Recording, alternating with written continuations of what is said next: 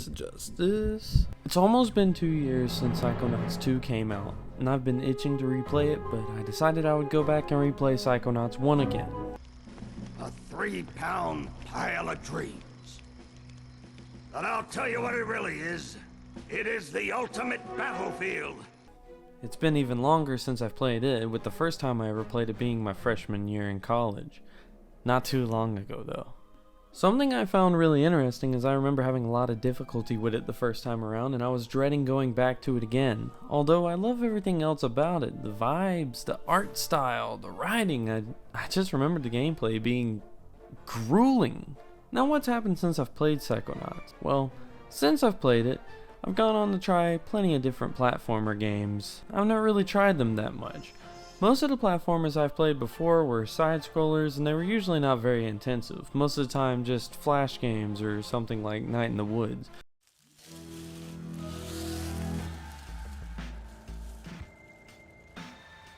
But I've played more 3D platformers, and I've just played a lot more games in general, really. And a lot of games out of my comfort zone. And growing up, I played a lot of games, don't get me wrong, but I had a very specific, narrow taste in the games I played. Most of my favorites growing up were Call of Duty and Mass Effect, along with various Elder Scrolls entries. Another thing I've done is played more old games, and it's a really interesting experience once you get used to playing the latest games to go back and play some of those older games and see how they've aged. Something I've noticed a lot with older games, especially ones made pre-2000s, they do not hold your hand, at least not the way the games do now.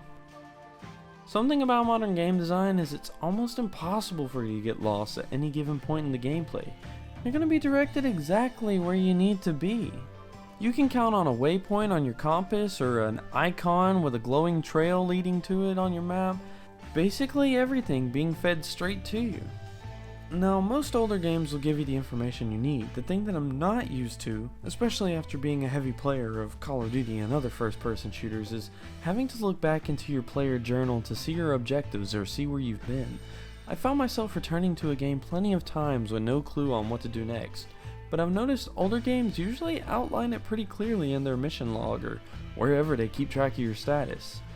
I say all that to say, this time around on Psychonauts, I was prepared and experienced.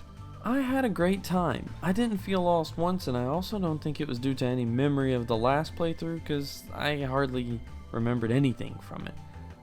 I found that the game actually instructed me way better than I had realized my first playthrough.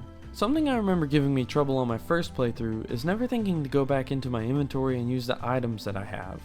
I'd end up stuck until eventually I googled it and realized how dumb I was to forget about the items I had in my pocket.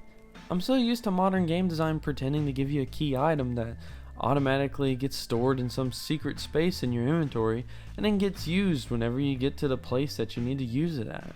Also, on my first playthrough, I never used a piece of bacon in my inventory where if you're still stuck after all the information and tips they give you, you can call Agent Crawler and he'll come and give you a hint. And it's not one of those really obvious hints that ruin the puzzle, it's usually like a few keywords that kind of point you in the right direction.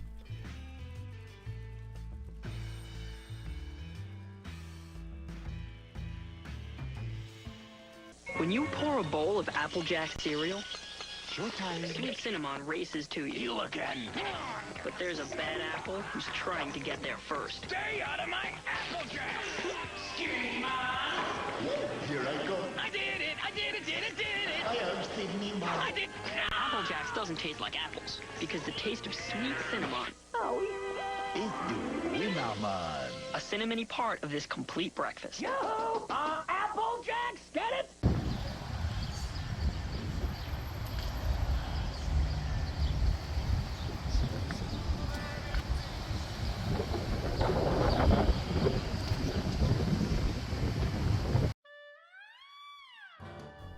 Something I'd like to talk about is the visual style of this game.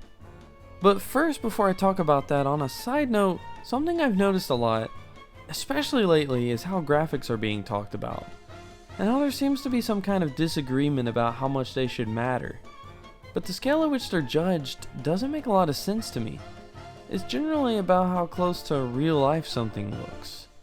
Art style isn't talked about too much unless it's a game that's heavily abstracted, like how Psychonauts is, meaning it looks like a cartoon or maybe even like live action puppets or something.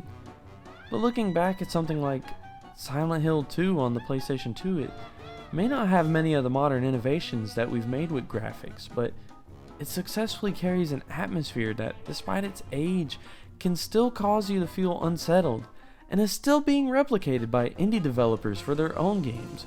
Get on itch.io and you'll probably find a handful of Resident Evil / Silent Hill lookalikes. I would personally have a hard time saying that it has bad graphics. Aged, maybe, but definitely not bad. Psychonauts brings this same effect to the table. While its more modern successor may look much more polished, the original game still brings a warm, but sometimes creepy vibe through its art direction. Now, it might just be because Richard Horvitz is in it as Raz, My name Starts with a D. is Rasputin. but the game gives me intense Invader Zim vibes. Seeker, pathetic humans fleeing in terror at the sight of sin! Nobody even looking at you! It's a show of respect! Their stupid eyes can't handle all this! If Jonan Vasquez, Laika Studios, and LucasArts all had a baby, well, it would be a mutant and it would look like this. And the LucasArts part is where the game gets most of its DNA, with Double Fine head Tim Schafer and lead artist Scott Campbell both coming from a background with the studio. And it shows! Right? You've got a plan or something, right, Mr. Pokey right? That's right, baby. Daddy's here. Everything's gonna be alright. The game is packed with all the charm one might expect from a LucasArts adventure game, but with a platforming twist. The character design has an edgy yet goofy vibe that wouldn't be uncommon on 2008 Tumblr, and it's really endearing. The designs are harsh, but they're honest. Everyone is ugly, but that's what makes them beautiful. It's a design choice that I don't think gets used enough in modern games.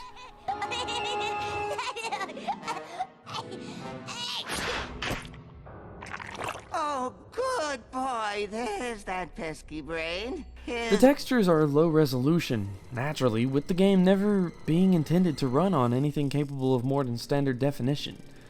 But they're meant to imitate something real and physical. The sequel looks great, but I wonder what inspired the move to make NPCs look more like Muppets over these hyper-grotesque little kids in the first game. Bobby! Uh-oh. Look, I can explain. TV.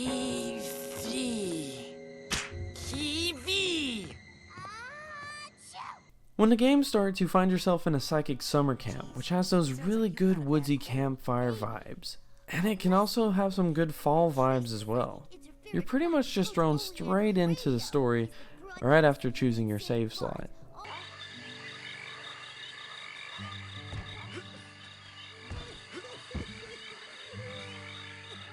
And you're immediately set off to do your first training along with all the other campers.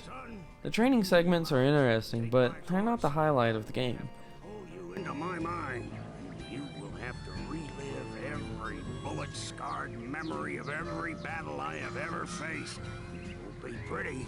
Are you sure you wouldn't rather run around a bit more in the sunshine first?